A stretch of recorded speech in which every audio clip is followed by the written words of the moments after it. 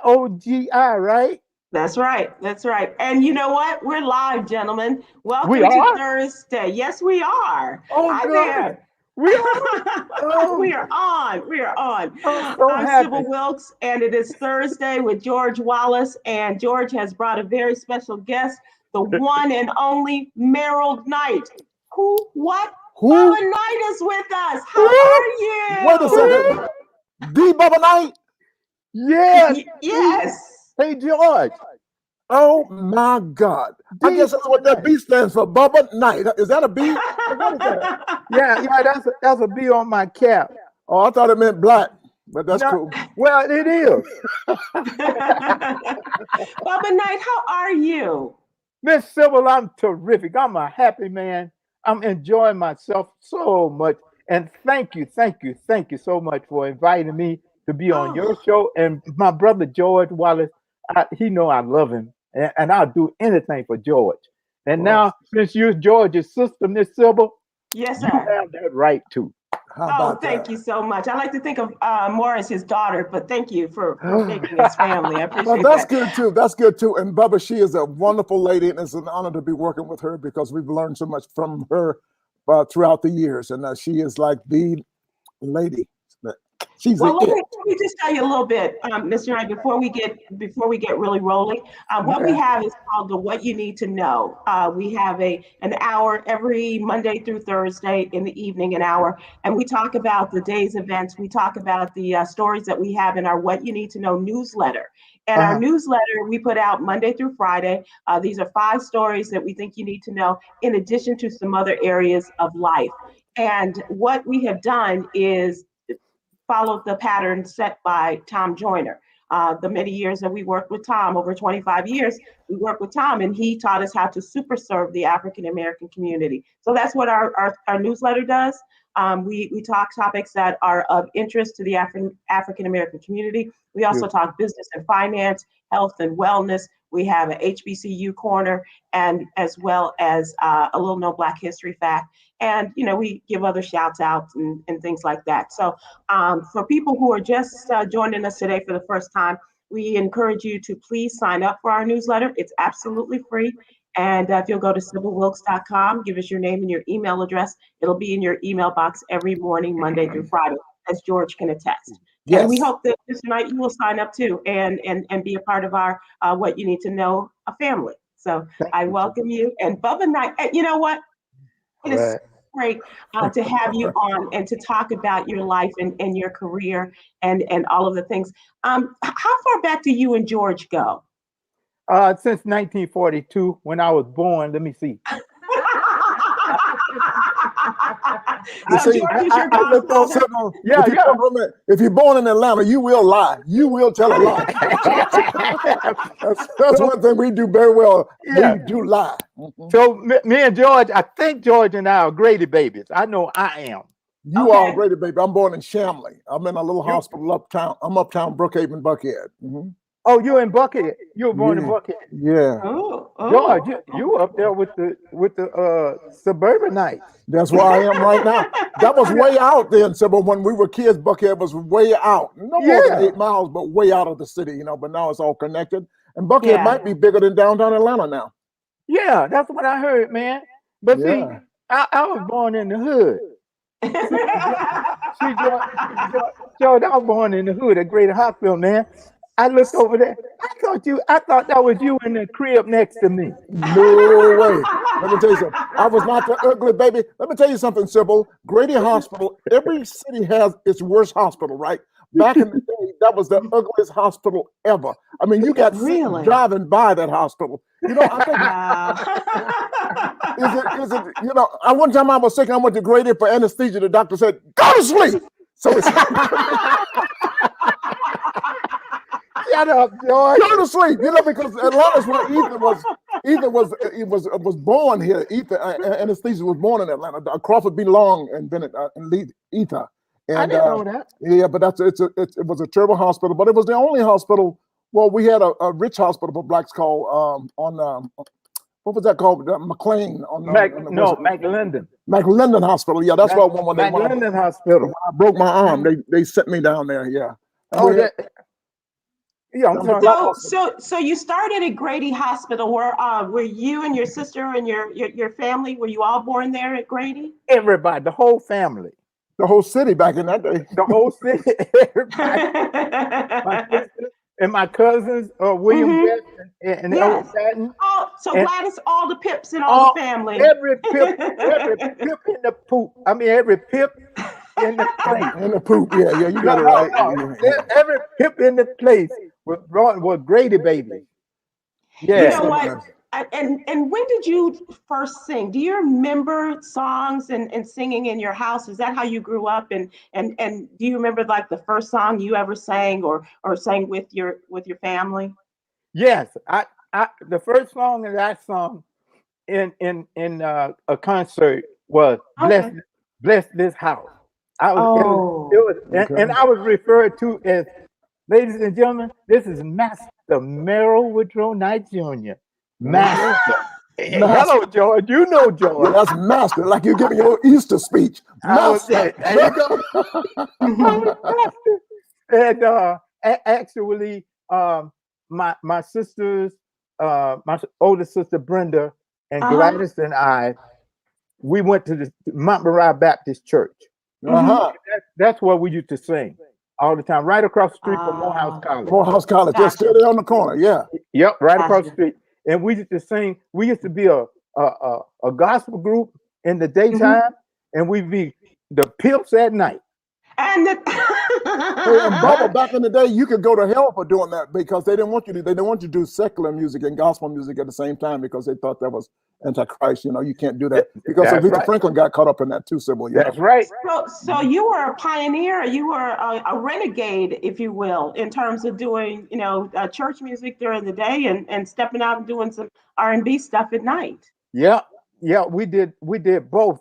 And the thing about it is that we're Christian. We love our Christian faith and everything, and we believed in all of that. But our mother told us, Mama Knight said, "Okay, you have a gift, and we want you to use your gifts.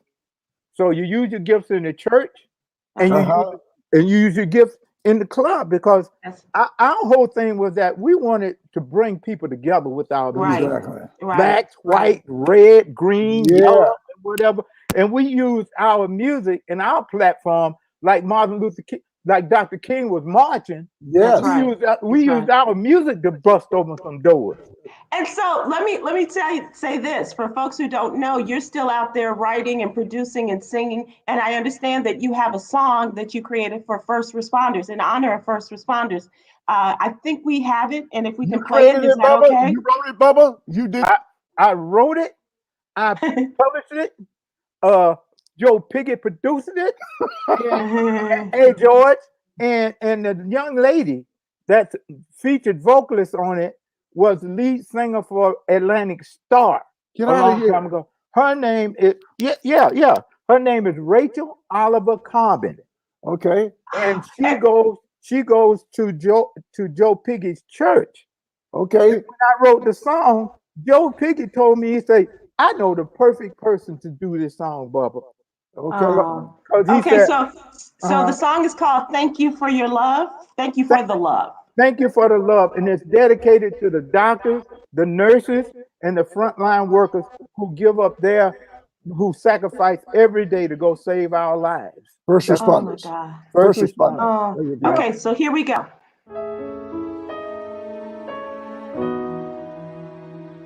The voice of the people say, thank you for the love. Doctors, nurses, frontline workers, you stepped into this coronavirus lion's den. You're our medicine. Your special skills give us more chances to live. Doctors, nurses, frontline workers, you heard the call, still braved it all, put on your PPEs, started to relieve patients dying, needs with a ventilator to breathe. breathe. Sirens blasting for you to hear. Neighbors clapping from their window sills, showing love to keep your spirits upright. A prayer to keep you both day and night. The People's Medal of Honor we give to you, doing what heroes and sheroes do. Your bravery makes us proud as we stand. Sincere gratitude, let me say it again. Thank you for the love. Thank you for the love. Thank you for the, thank you for the.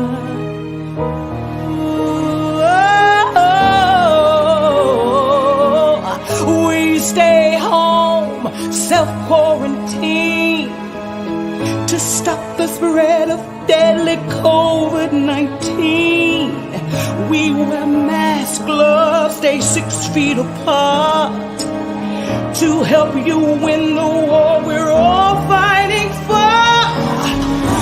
We believe he will be our vaccine to end all nations' deadly COVID-19. First responders, you've been supreme. The sun will come out and the whole world will see.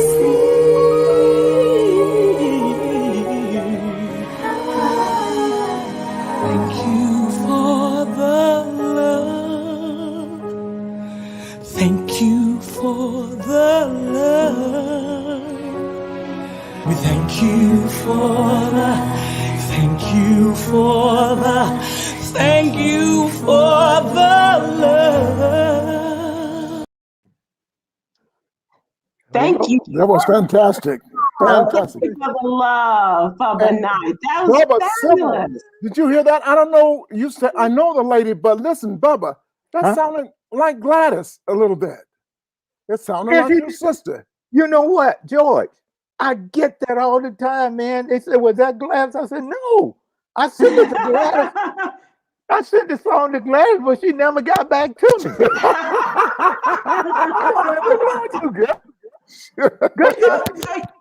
So you did everything. You wrote it. Did you do the video too? You produced it. I wrote it. We produced a video with my team.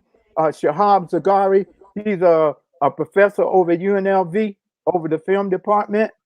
And I got him, and I got Tori Russell and Joseph Piggy, and all of these people together, my team. Keith and so Carmen, we put it all together. Nice. Nice. So I'm glad you're here because I need a professional to advise us on this, and we want to check out what's trending right now. Check this out, if you will, Bubba and George. Okay.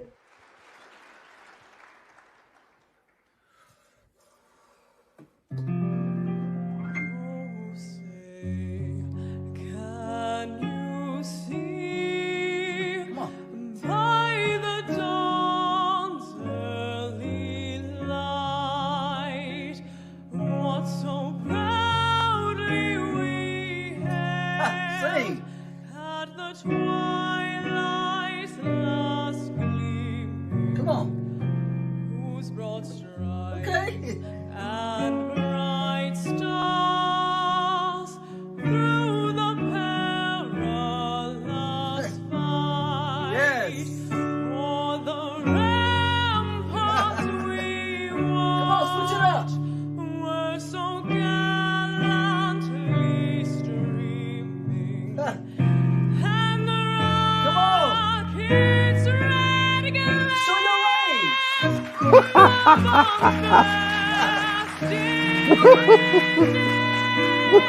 Gave proof through the night that our flag was still there. Oh, send us that star. For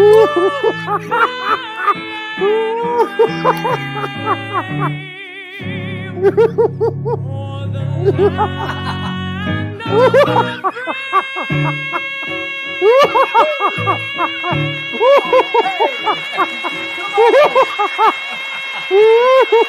of the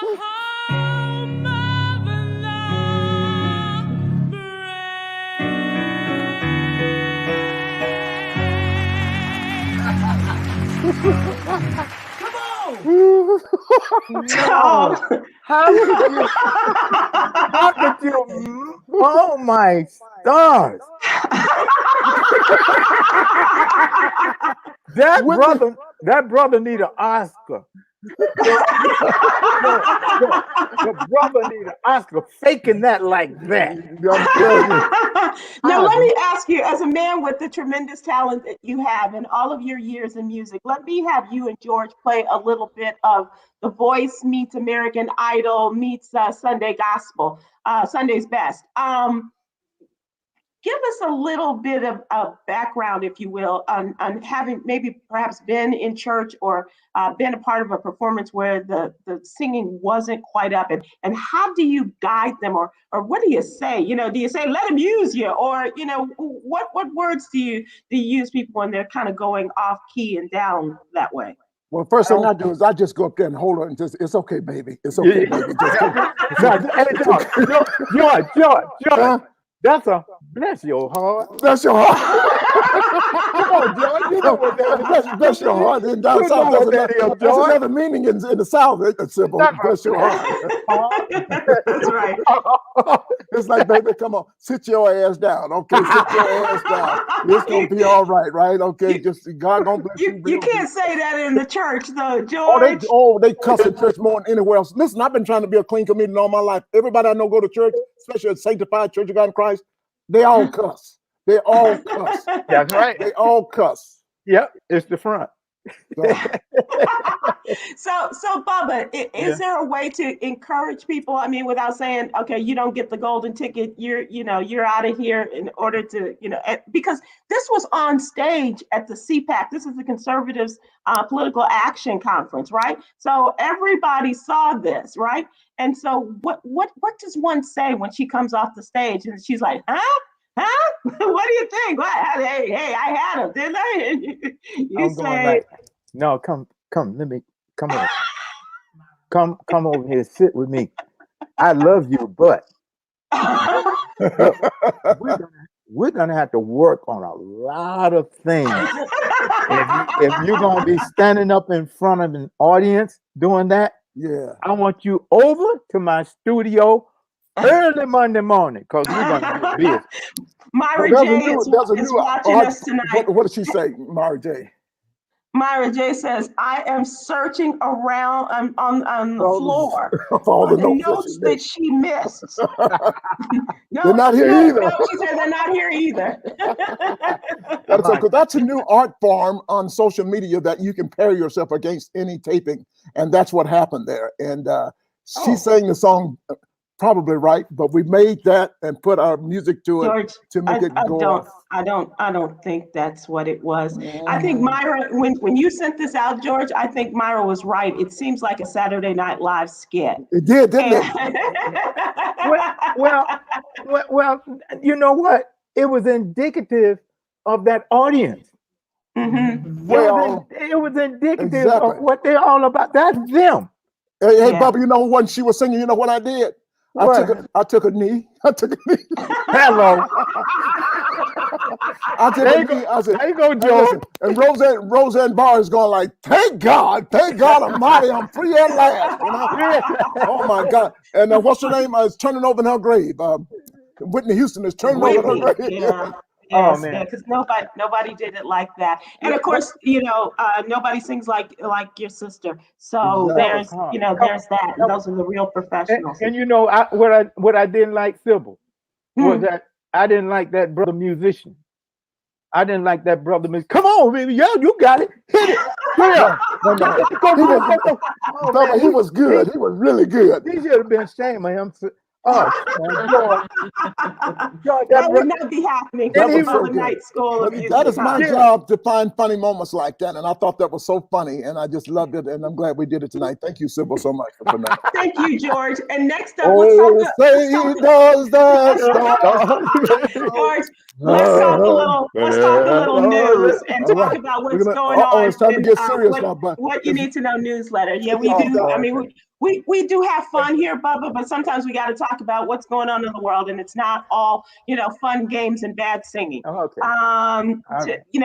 We're talking about the we're just 1 month and some days so we're about 45 days into the Biden administration, right? Okay. And he still does not have his cabinet assembled. And as a matter of fact, there's a step back in one of those offices, the Office of Management and Budget. This is the person that handles the president's budget and all of the things that need to go into it. And this young woman who was nominated is Neera Tanden, and she's a longtime Democrat operative, and she played an important part in the Hillary Clinton campaign in 2016, but she's also very emotional and tends to respond to people via social media. Does that sound familiar to you? Anybody else that has done that? So she's had like scores, hundreds of texts against Republicans. She didn't like Bernie Sanders. She would get up in people's faces. And so as her nomination was moving forward, people were saying, I don't know if she's going to make it because of this history of tweets that she sent out. And so, even, one of the conservative Democrats, Joe Manchin of West Virginia, and he's standing up a lot these days. He's being a bit of a block for the Biden administration. But at any rate, he's been an asshole. He said, I cannot support you because of the way that you have talked about these people who are my colleagues in the Senate. And to give you an example of the things that she said, she called Mitch McConnell, who was then the Senate Majority Leader, she called him something that a lot of people have called him, Moscow Mitch. Moscow Mitch. Moscow Mitch. And she also referred to him, as Voldemort, who is a character. He's the bad guy in the Harry Potter stories, right? Now, one of the ones that really got to people, about the senator from Texas, she said, vampires have more heart than Ted Cruz. Exactly. So, that got to the point where like, I don't know how we can support this. And so she, put her big girl pants on and she said, Mr. President, I am withdrawing my name from nomination. And so that is now she's gone. So who will take her place? And there is a young woman who has now been, she's been nominated to be the deputy director of the Office of Management and Budget. And so much so, and she has been a part of the Appropriations Committee. She's worked with Congress and what have you, and has really developed a really great reputation. And even from the Republicans, such as Lindsey Graham, he told her that, there's nothing but good things that have come out about you. He said, everyone who deals with you on our side, has nothing but good things to say. You'll get my support, maybe for both jobs. Who knows? Well, Shalonda Young is her name. Shalonda Young from Baton Rouge, Louisiana, is leading the way as one of those people who could be nominated to take this position, and putting another strong Black woman, an intelligent, strong Black woman in a position in the Biden administration can only help him, obviously. I love it. That's wonderful. That young lady, Miss Young, is in there from Baton Rouge, and she can cook. She can do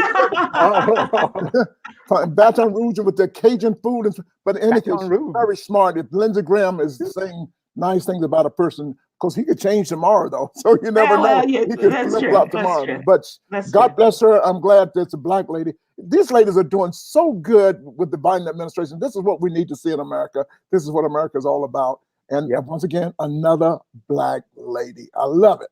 How is it, Sybil? How are her chances right now, since Lindsey Graham is getting behind her? Well, this is really what Joe Biden has been seeking to do, is to bring the two sides together, because all of his years in Congress, he was able to work with the Exactly. other side, right? Yeah, And yeah. so by Lindsey Graham supporting her, by the Congressional Black Caucus giving her all of their highest endorsements, this can only be for the good. And if he's Okay. smart, he would really make her the nominee. And obviously she's already started the confirmation for the deputy position. Deputy. So it wouldn't be anything for her to go to the next level as the director of Okay. this. And it should be smooth sailing. But it's just really, and it's really important, Bubba and George, as you know, elections are already underway, and the Yes. midterms are going to take place in 2022, so next Yep. year, right? And Midterm. so, and people are already talking about some disappointments with the administration, and so this can only be for the good, and especially for all the Black women that put him in that White House position. That's right. So, Absolutely. we'll see. Are you political, Bubba? Yes, I am. I'm a voter. As a matter of fact, I wrote a song called "Get Out to Vote," and and I sent it to Atlanta because I was trying to get those two Democratic senators voted from Georgia to go in, and they got in. I don't know whether my record had anything to do with it. Let's just say it did. Let's say it did. Let's say it did, Bubba. I had to have a voice in Atlanta. Sure, we all did. Yeah. Yeah, I had to have a voice. So the only way I could speak to them was send my record. So I did get out to vote. That's And awesome. yeah. But let me do the moonwalk a little bit, Sybil. Then this Joe Manchin guy, didn't he confirm a whole lot of Donald Trump's people? Yeah, he is the most conservative of the Democrats, and he has been known to vote a lot with the Trump administration and a lot of their votes. Yeah, as a matter of fact, he's one of those that is preventing the minimum wage increase going into the bill, the coronavirus stimulus bill, right? Because he thinks that's too high. That's too high. And so, yeah, he said it in his state of West Virginia, it'd be better to be about $11. That's all they need in West Virginia. They need 9 in West Virginia. Ain't nothing going on there. But speaking of minimum wage, hey, Kroger today said they're raising up their minimum salary to $15.50 for their average worker. Kroger, the grocery store. They will pay their employees $100 to take the shot. All Black people get that shot. We got Johnson & Johnson. Don't be scared now. Johnson & Johnson, one of them is a Black man. Get that shot.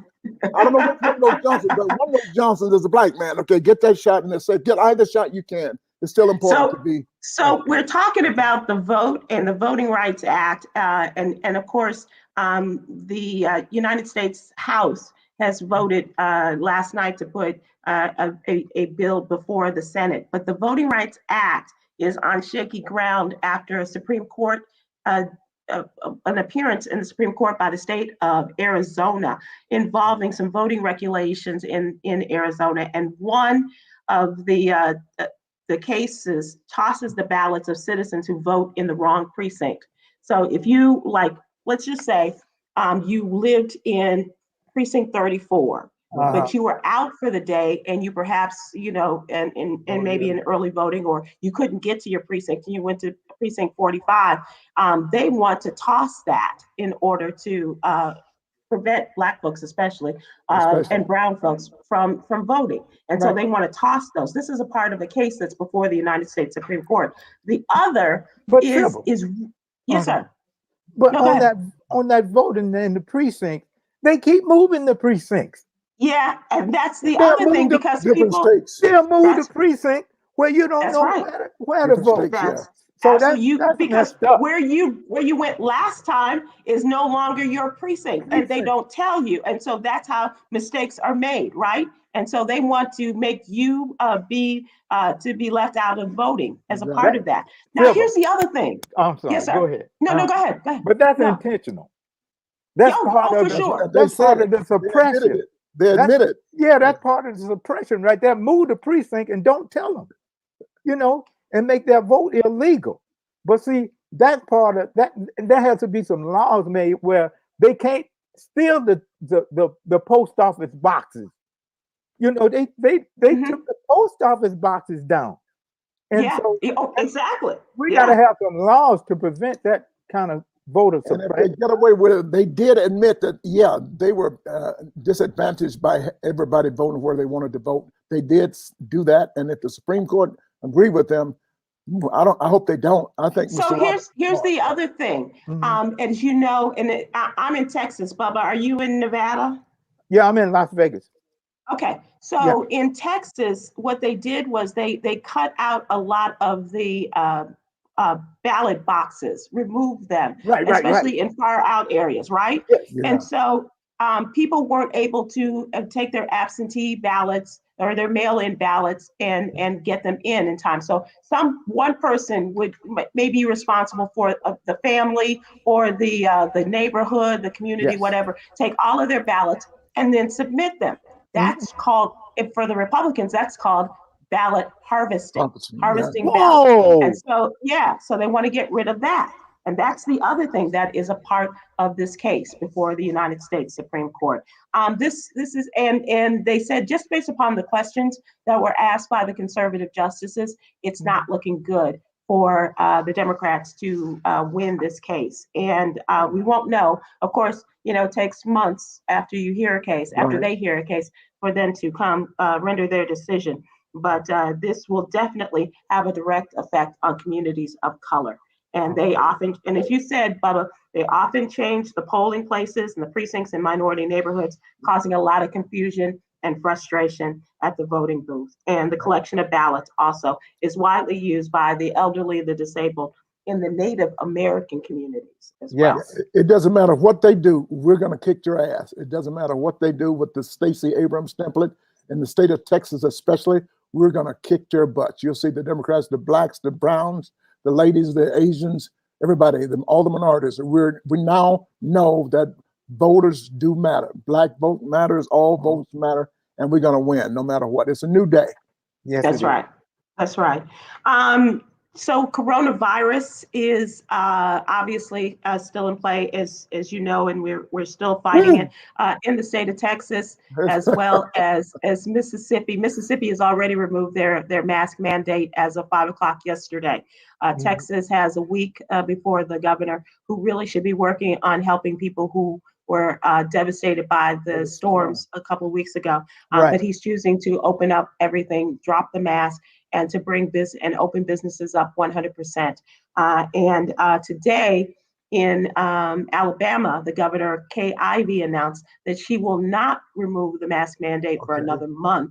She's hoping that they get some better numbers. But as far as the Southern and the Republican states, they are doing everything they can to follow in the Trump way of moving, the Trump way of thinking, and saying, we're done, we're healed. And also the state of North Dakota and Iowa joined in today, so that's 4 states. Yeah, and I don't know why these things happen.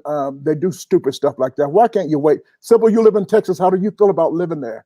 And I love the state of Texas. I hate the state of politics of Texas politics. It's really disturbing. And Greg Abbott is not a friend to the common person. You would hope that he would be, but he is all about business and not about the voter and the citizens of Texas, as you can tell. And he's arrogant, isn't he? Well, they all are. And we've got the most ignorant lieutenant governor you could possibly imagine. And believe this or not, he's a former radio guy who is just, he's one of those said, well, if you get it, you die, you'll do that. That's okay, because old people are supposed to die and let them give their lives for this virus. That's who said that. That's right. Yeah. Dan Patrick. Dan Patrick is his name. So it's stupid in the South, the state of Georgia. The governor said today, I'll support Trump if he run in 2024. That's what he said. He never smiled. So as much as Trump threw him under the bus, he's still back. Isn't that amazing? Yeah. So did Moscow Mitch. Right. So did Moscow Mitch. He turned coat. Yeah, if he's the nominee, I'll vote for him. Now, he sure did.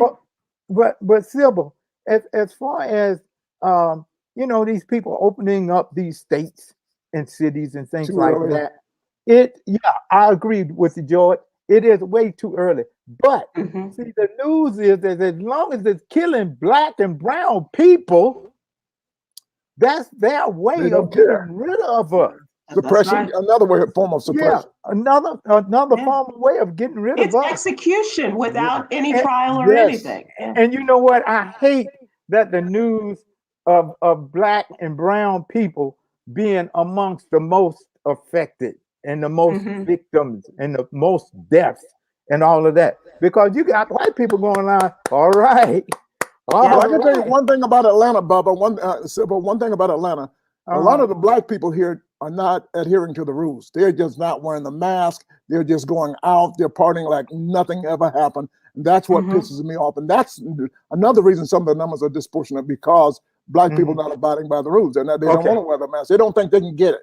They don't think they can have. Happened to a friend of mine in the hospital last week. Didn't want to wear the mask. Yeah, I had one of my. Yeah, go ahead, Sybil. No. You had a friend as Yeah, well? I had a okay. I'm sorry. Yeah, I had a friend that called me yesterday. He used to play. He was the bass player for us.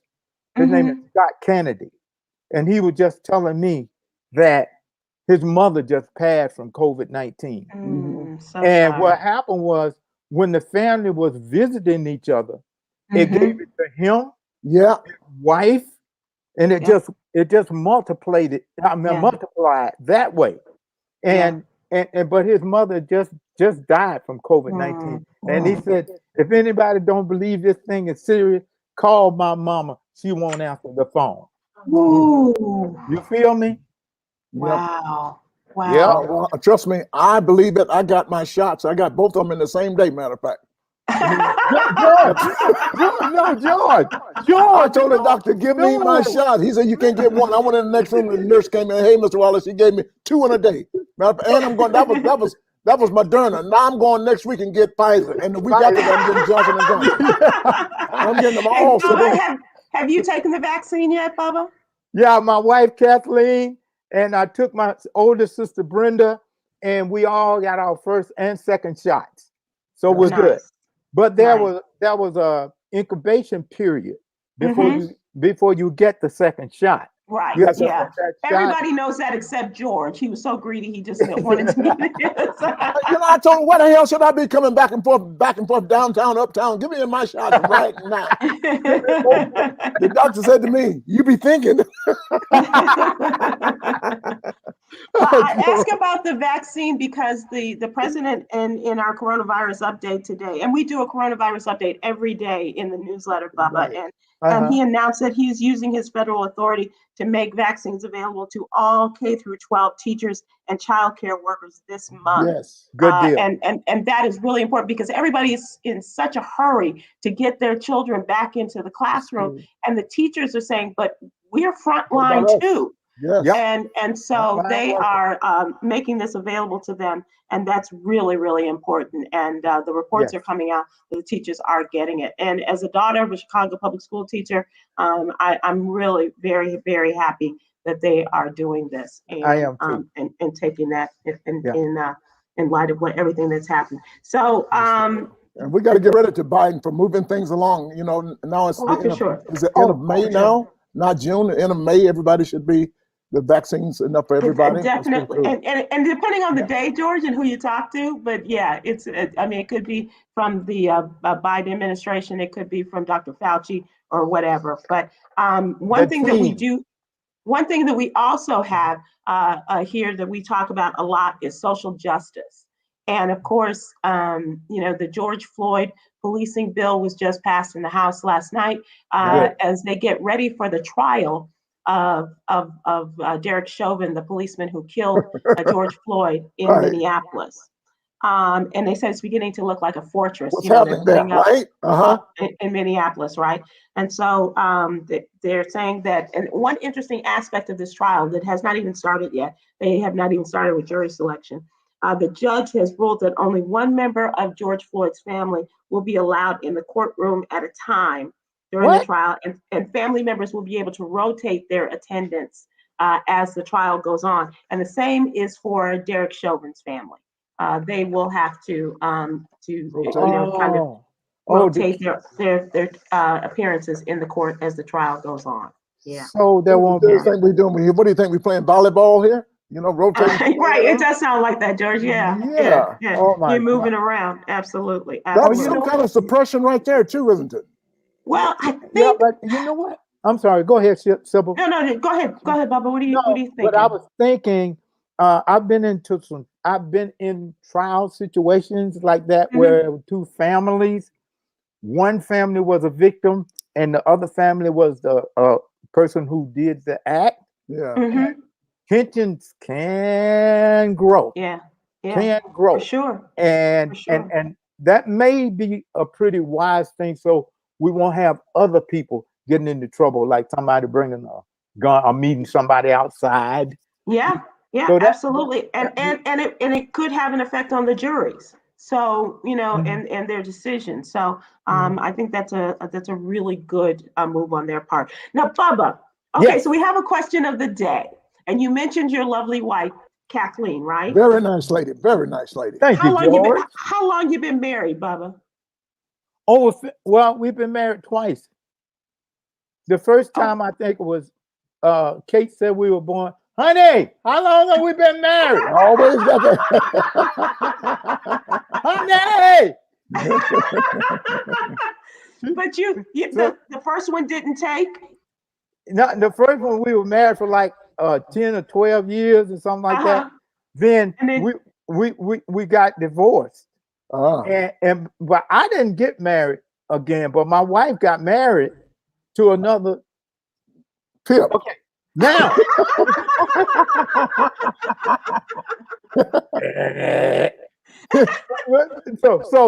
but we got married again, and this time I think we've been married for 25 years the second time around. That's good. wow. Yeah. Okay, so So that all total, means that we're about you've 50. been 50 years.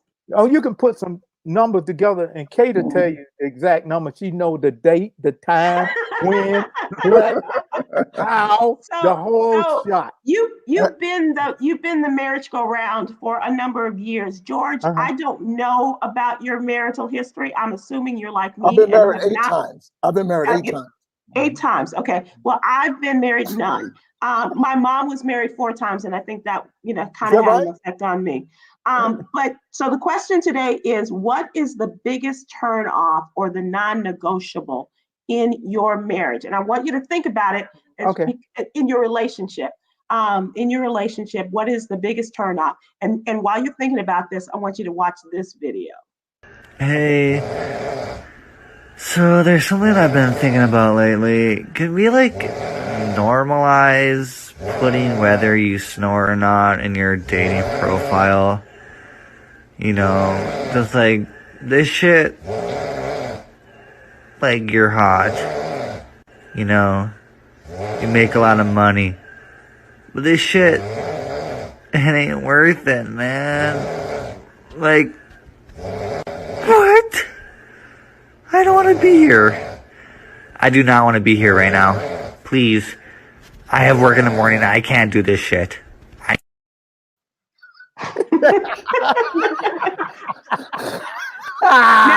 That's a reason. That's a reason to get divorced right there tomorrow morning.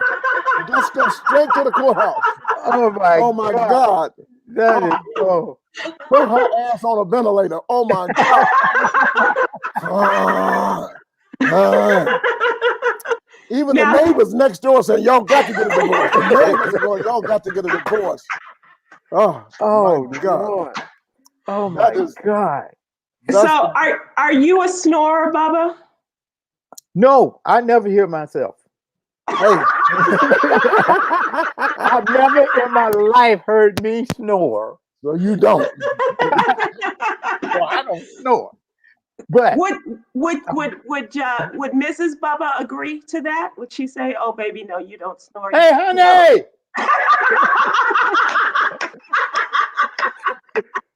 No, but Silver, let me tell you. When my wife and I broke on do the moonwalk just a little bit, but our departure was not from each other. It wasn't from us. It was the things outside that was happening and the pressure that was coming into our marriage that made us separate, because there was a lot of You kept getting on that midnight train to Georgia, and she didn't get to see you, huh? Yeah, it was a lot.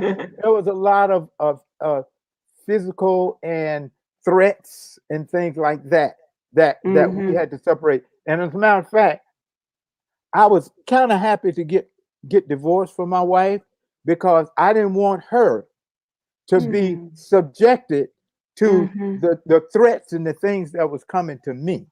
Wow. And when I would go out of the country and stuff like that, I would have my father-in-law and my brother-in-law and them to come and stay with my wife while I was out of the country or out of town.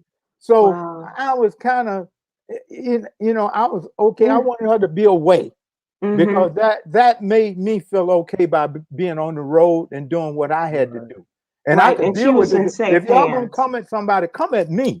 Right. But don't go at my wife because she ain't a part of this no more. So Bubba, all these years you guys together, has there any kind of conversation in terms of, I wish you wouldn't do this, or Oh yeah. That was well, this second marriage. I mean the second time around. Now, my wife and I share duties. Okay. There are certain things that I do, and there are certain things that she does. All right. I'm in charge of the dishes. I wash the dishes. I clean the pots. I do, because I used to work like that when I was a young guy. I used to work in a restaurant, so I could do these kinds of things, and I cook certain dishes. Now, when I'm doing the dishes, I have my clean dishwater. All right, my dishwater is clean. It's soapy. It's clean. And when my wife comes and she cleaned off the table and things like that, and throw her dirty dishwashing towel in my dishwasher, trouble. I'm going like, I gotta start all over again. I can't wash my clean dishes with dirty dishwater. Get out of my kitchen, your dirty dishes. Yeah, you mess up my dishes. Come on, Kathy. Come on, Kathy. Don't put your dirty dish towel in my clean dishwater. So that's one of the things that really turns me. That would get it. That would do it. All right. So now we turn to our entertainment section, and of course, you have been ever so entertaining this hour. So we really appreciate your delight. I want to talk a couple of things. First of all, in terms of your career, where have been your favorite places to perform? My favorite places to perform is anywhere that people like Gladys Knight and the Pips. Those are my favorite places to perform. And we've been blessed to have a lot of them. And one of the favorite places I love to perform is at the Flamingo Hotel, where my brother George had the 10 o'clock show. Right. We had the early show, and George would do the 10 o'clock show. I loved that. Because George came in and put a whole new spirit on the Flamingo. Come on, Sybil. Yeah, George absolutely. Put a whole spirit on Flamingo, because before George got there, it was a vaudeville act in there, but I couldn't. Oh Lord, I couldn't take it no more. Oh, there was an act in there. Oh God! How great was it that all these people from Georgia were right there and bringing Georgia and the sweet sounds and comedy of Atlanta into the Flamingo. That was the bomb right there. Yes, it was. I mean, that was the bomb. And my sister said, Bubba, we got to get that vaudeville act out of him. Hey, Sybil, and she called me. She said, I'm gonna call George. Is that right? Yeah. She said, I'm calling George. We got to make this place better than what it is right now. Yeah, and you all had it jumping. That is so awesome. And it was so cool because Elton John was across the street, so we thought Atlanta owns the Strip. That's right. That's right. Yeah, because he's an honorary Atlantan, isn't he? Yes, he is. But Gladys Knight at the Flamingo was awesome. And for her to say, come in, George, we got a spot. You got to come and take this spot away. And Yep. I went in and I took the spot, and then I said, well, let me just take the whole damn spot and own the show. And own the show. And then Bubba knows after I owned it, I just turned it around, turned the whole Oh thing. my God, George was magnificent. I'm going like, what a blessing. What a blessing to have George up in here, man. And it was That is such a so- family when you're working with a group where Right. you don't know who's dressing room. We all live and loved it. And his mother was living at the time. So it was just like, and his mama living, it's just like, I better watch what I say and watch what I do. Miss Elizabeth. That's nice. That's nice. That is Oh, yeah. nice. Let's see, I we love George. we have people George who Wallace. That's my are brother. please bring Uncle Bubba back. The people, Adina says, What? please bring Uncle Bubba back. So we will definitely, we're putting that invitation out there right now. And so Okay. we can keep that going. And please come back, Bubba. Bubba. Shanta says that, our former birthday girl. And I'd so love to. Thank you. we would love to have you back. Absolutely. Thank Let me you, ask you this. Your sister is performing Sunday at the All-Star game. She is. Oh, she is? going- Atlanta. Holy Toledo. Atlanta. Is she really? They're going to be in the All-Star game is going to be in Atlanta on Sunday, and she's going to be, I believe, going to be singing the national anthem. I What's she believe. doing? And national anthem, what's she doing? The Black national anthem. Oh, that's a good question. I don't Yeah. know, and certainly, yeah. I hope that they are doing that. I Yeah, hope she does absolutely. lift every voice and sing. I hope so too. Yeah, do lift that How voice awesome. and sing, sis. How My awesome. God. Come on, this is HBUs. And it's Yeah, Georgia. man. Yeah. Yeah, This it's is Georgia. And do a little Yeah. bit of Georgia on my mind or something. Yeah. Oh, that would be awesome too. Absolutely, And she absolutely. sang, oh, say, can you see? Midnight train to George? Georgia. Woo, woo. Oh, that's what I wanted to ask you about, Bubba, and as a Right. part of our entertainment segment is the gentleman that wrote Neither One of Us, Midnight Train to Georgia, and I Best forget- thing yeah, ever happened to me. best thing ever happened to me. Jim Weatherly?